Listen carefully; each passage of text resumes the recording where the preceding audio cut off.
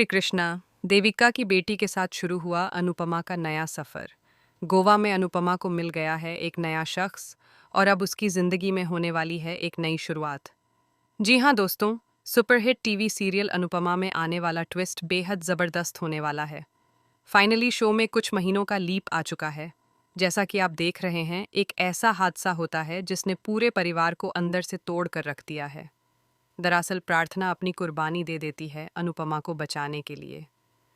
कहानी में दिखाया जाता है कि सभी लोग प्रार्थना को बहुत मना करते हैं कि वह उस दिन मंदिर में दर्शन के लिए ना जाए, लेकिन प्रार्थना अपनी जिद पर अड़ी रहती है कि उसे जाना ही है। वहीं अंश और प्रार्थना की प्यारी सी बच्ची प्रांशी भी उनके साथ होती है। प्रांशी बहुत प्यारी और मासूम बच्ची है, लेकिन किस्मत को कुछ और ही मंजूर होता है।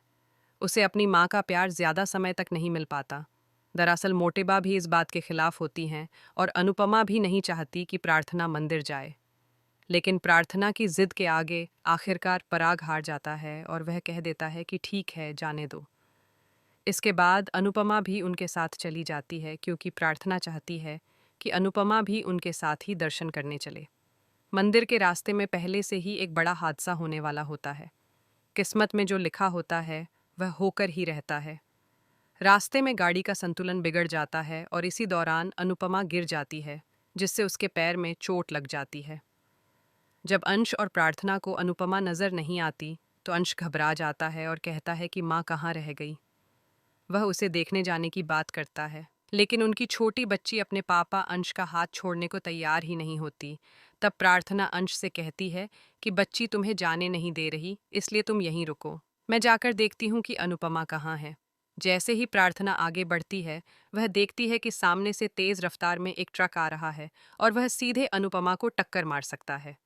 उसी पल प्रार्थना बिना कुछ सोचे समझे अनुपमा को जोर से धक्का देती है और खुद ट्रक के सामने आ जाती है।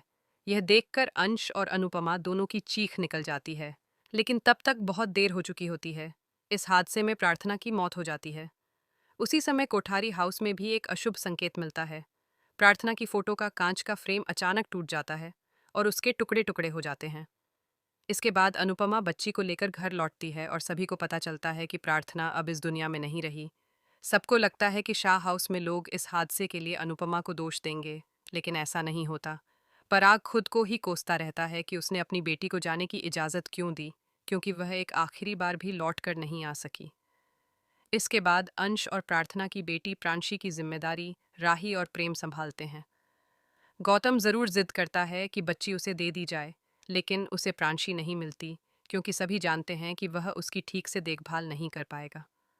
वहीं राही का प्रांशी के साथ एक अलग ही भावनात्मक रिश्ता बन जाता है और वह उसे बहुत प्यार से संभालती है।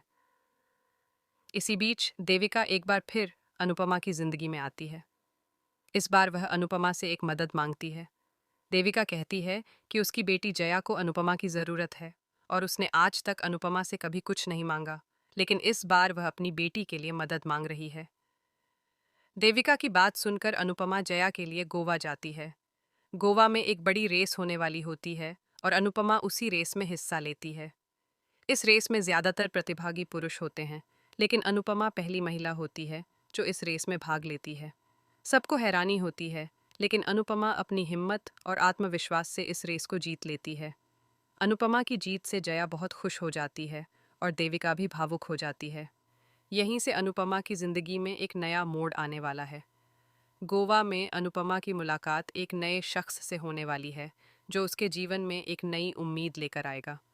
अब यह नया शख्स अनुपमा का जीवन साथी बनेगा या सिर्फ एक अच्छा दोस्त होगा, यह देखना बेहद दिलचस्प होगा।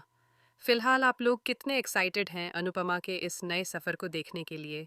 हमें कमेंट करके ज़रूर बताएं। ऐसी ही टीवी सीरियल्स की लेटेस्ट अपडेट के लिए चैनल को सब्सक्राइब करना ना भूलें।